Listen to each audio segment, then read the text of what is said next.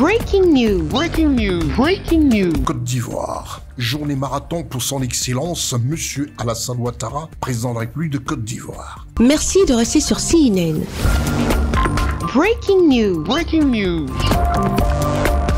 Ce mardi 26 novembre 2024, le chef de l'État de Côte d'Ivoire a reçu en audience au palais présidentiel Monseigneur Ignace Bessi Dogbo, nouvel archevêque d'Abidjan, qui est venu attester sa prise des fonctions épiscopales au chef de l'État ivoirien. En compagnie du ministre de la fonction publique, Madame Anne-Désirée Oloto, le président de la République de Côte d'Ivoire s'est entretenu avec son éminence, Monseigneur Ignace Bessi Dogbo, qui a rassuré le président de la République de toutes ses prières à son endroit. À la fin de l'entretien, le président de la République de Côte d'Ivoire, son Excellence Alassane Ouattara, et son premier hôte de ce jour marathon se sont rendus pour un point de presse dont une question fut à l'ordre du jour par la presse nationale et internationale, à savoir la teneur de leur entretien. Effectivement, en tant qu'archevêque d'Abidjan, j'ai pris possession canonique du siège le 3 août et j'ai souhaité rencontrer le président de la République pour lui faire mes civilités, parce que, pour parler de manière imagée, c'est lui le chef du village. Et donc il était important que je vienne le saluer pour lui dire que je suis là et qu'il peut compter sur mes prières pour que le pays avance sur le chemin de la paix et du développement. C'est ce que nous avons fait et j'étais très heureux de l'accueil qu'il m'a réservé et je pars vraiment satisfait. C'est alors que son Excellence Alassane Ouattara, président de la République de Côte d'Ivoire, a raccompagné son éminence jusqu'au perron du palais présidentiel de la République de Côte d'Ivoire dans la pure tradition du respect des guides religieux.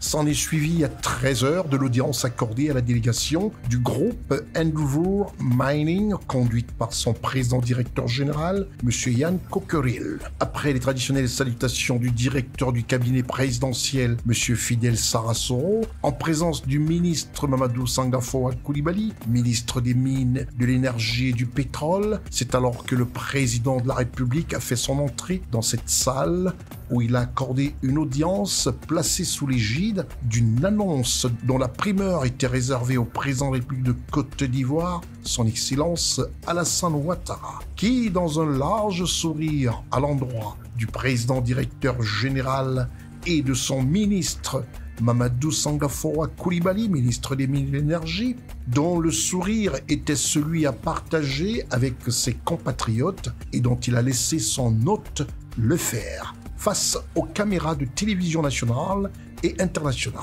CNN vous offre cette autre annonce de très grande réjouissance pour le peuple de Côte d'Ivoire. Il a une très bonne nouvelle à nous annoncer, donc je tiens à ce qu'il le fasse lui-même. Monsieur le Président, vous avez la parole. Merci, Monsieur le Président. Le directeur général de Endeavour est très heureux et honoré d'être reçu par le président de la République parce qu'il voulait lui annoncer en primeur une très bonne nouvelle du groupe Endeavour qui est présent en Côte d'Ivoire et qui va réaliser son 4e investissement. Donc, qui a déjà 3 investissements ici.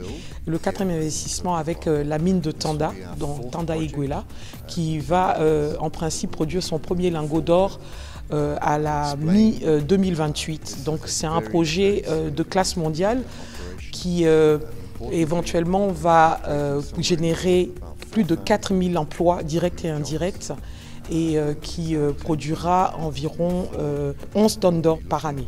Un projet qui va produire sur toute la durée de la vie d'environ 150 tonnes d'or avec un investissement d'environ 530 milliards de francs CFA. Une photo de famille a immortalisé l'annonce de ce gisement minier dont le projet va générer plus de 4000 emplois, non sans compter sur une note d'humour de son Excellence Alassane Ouattara. On attend qu'ils viennent découvrir la 5e mission. C'est alors que le président de la République de Côte d'Ivoire a pris congé de ses hôtes. Merci d'être sur CNN, la télévision autrement. Les programmes se poursuivent. Retrouvez toute l'actualité afro-mondiale en ligne et en multidiffusion sur CNN, C-Web Info et plateformes digitales, Facebook, YouTube, Instagram et en simultané sur Radio Voltage 2.